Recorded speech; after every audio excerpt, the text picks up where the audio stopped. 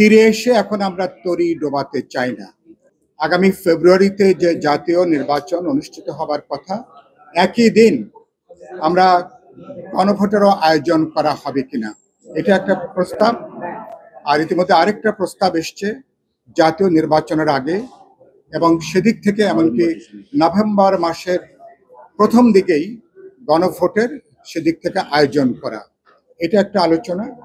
দ্বিতীয়ত আলোচনা এসছে গণভোটে যে যাবার প্রয়োজন হবে, এটাকে একটা প্রজ্ঞাপন দিয়ে, একটা অধ্যাদেশ দিয়ে, একটা সাংবিধানিক অর্ডার, নাকি জুলাই সনদ বাস্তবায়ন সংক্রান্ত কোনো একটা অধ্যাদেশ আকারে। দুটো বিষয় মূলত এখন আমাদের আলোচনার বিষয়।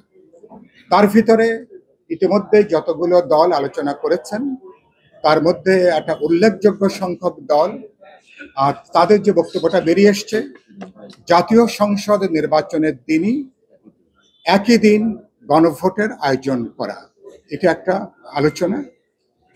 এবং সেদিক থেকে একটা আলোচনা এসছে যে সরকার সেদিক থেকে একটা অধ্যাদেশ জারি করে তারা গণভোটের প্রক্রিয়াটা তারা শুরু করতে পারেন।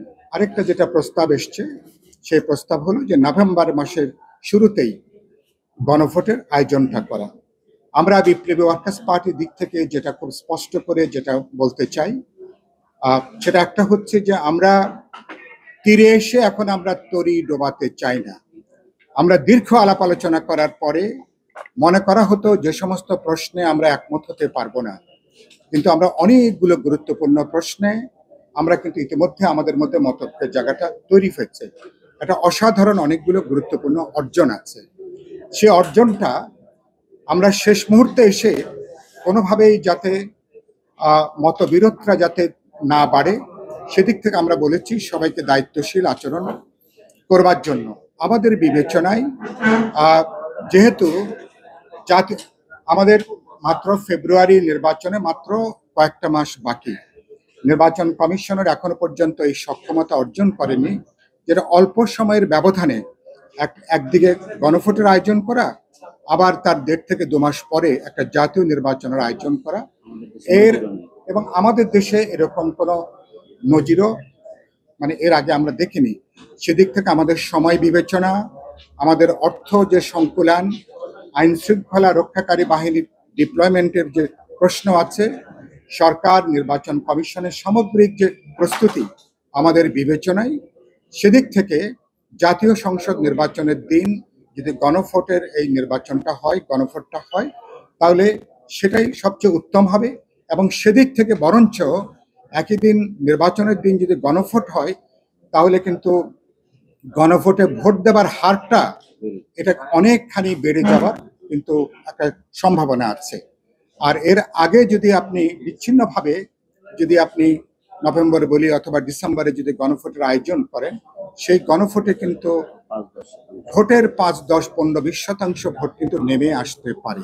সুতরাং তাদের, এবং এটা দেশে এখন 12 কোটি 60 লক্ষের উপরে ভোটার, এই ভোটারদের একটা ধরুন যদি 80, 85, 90% যদি ভোট প্রদানের বাইরে থাকেন, তাহলে এটাকে জনমতের যথার্থ প্রতিফলন হিসাবে বিবেচনা করাটা যাবে না। সুতরাং আমরা সেটা একটা গুরুত্বপূর্ণ মনে করি। তবে একটা আমরা মনে করি এটা কিভাবে এখন যদি আমাদের বিদ্যমান সংবিধানে গণভোটে যাওয়ার কোনো বিধান এই মুহূর্তে নাই, তাহলে এটা অধ্যাদেশ লাগবে। একটা প্রস্তাব বিবেচনা করা যেতে পারে, যেটা আমরাও মনে করি, 2-1 দলের দিক থেকে কথাটা এসছে, যে আমরা একটা জুলাই সনদ বাস্তবায়নের প্রক্রিয়া সংক্রান্ত অধ্যাদেশ সরকার এই আকারে তারা যদি এটা একটা অধ্যাদেশ যদি জারি করেন, তাহলে আমরা প্রক্রিয়াটা শুরু করতে পারি। অধ্যাদেশের দুটো অংশ থাকবে। একটা হবে এই অধ্যাদেশের মধ্য দিয়ে গণভোটে যাবার ব্যাপারে সরকার নির্বাচন কমিশনকে তারা অনুরোধ করবেন, যেহেতু রাজনৈতিক দলগুলো জুলাই সনদে একমত হয়েছে, তারা যেহেতু জুলাই সনদ অঙ্গীকারনামায় স্বাক্ষর করেছেন এখন, এবং একই সাথে তারা যেহেতু গণভোটের ব্যাপারেও তারা মতৈক্য তারা এসছেন, সেই জায়গা থেকে নির্বাচন কমিশন জাতীয় নির্বাচনের দিন একই সাথে গণভোটের আয়োজন করতে পারে। এই মর্মে একটা অধ্যাদেশ জারি করে নির্বাচন কমিশনকে তারা অনুরোধ তারা জানাতে পারেন। আরেকটা প্রশ্ন যেটা খুবই গুরুত্বপূর্ণ আমরা আলোচনা করছি, সেটা হচ্ছে গণভোটটা কি সমগ্র জুলাই সনদের উপরে হবে, নাকি যে সমস্ত প্রশ্নে রাজনৈতিক দলগুলো আমরা সবাই সর্বসম্মতভাবে আমরা একমত হয়েছি সেই প্রশ্ন হবে, নাকি নোট অফ ডিসেন্ট সহ যেসব প্রশ্ন আছে সবগুলোকে যুক্ত করে গণভোট হবে কিনা। এই প্রশ্নে দু ধরনের মতামত আছে। কারো কারো মতামত যে আমরা সমগ্র জুলাই সনদের উপরে হা না ভোটটা সেখানে প্রদান করা। আমরা মনে করি বিপ্লবী ওয়ার্কার্স পার্টির দিক থেকে যে বাংলাদেশের অভিজ্ঞতা, অতীতে মাত্র একটি সুনির্দিষ্ট বিষয়ে এ পর্যন্ত গণভোট অনুষ্ঠিত হয়েছে আপনারা জানেন। আন্তর্জাতিকভাবে সর্বশেষ ব্রেক্সিটে যুক্তরাজ্য ব্রেক্সিটে থাকবে কি থাকবে না, তারা ইউরোপিয়ান ইউনিয়নের সঙ্গে থাকবে কি থাকবে না, হা না একটা সুনির্দিষ্ট প্রশ্নে। সুতরাং এতগুলো প্রশ্নে যেখানে ভিন্নমত বা নোট অফ ডিসেন্ট এরকম অবস্থায় রেখে মানুষ যে গণপ্রতিনিধি নির্বাচন করেন, পার্লামেন্ট মেম্বার নির্বাচিত হন, তারা মানুষের এই পপুলার ম্যান্ডেট উইলকে তখন তারা রিপ্রেজেন্ট করেন। তো সুতরাং সে অর্থে সংবিধান সার্বভৌম। সংবিধান টেকনিক্যালি এগুলোকে তারা বিবেচনায় নাও নিতে পারেন, সেই ঝুঁকিটা আছে। কিন্তু আশাবাদের জায়গাটা কোথায়? যেহেতু এই রাজনৈতিক দলগুলোই দীর্ঘ আলাপ আলোচনা করে জাতীয় ঐক্যমত্য কমিশনের সাথে তারা জুলাই সনদে স্বাক্ষর করছেন, অঙ্গীকারনামা নিয়ে যাচ্ছেন, আবার তাদের নির্বাচনে ম্যানিফেস্টো তো এই বিষয়গুলো থাকছে, এবং একই সাথে গণভোটেরও একটা ম্যান্ডেট, গণভোটেরও একটা রায় থাকছে যে দেশের সংখ্যাগরিষ্ঠ ভোটারেরা এই সংস্কারগুলোকে আগামী পার্লামেন্টে প্রথম অধিবেশনে সংবিধানে যুক্ত করার ব্যাপারে তারা মতামত প্রদান করছেন।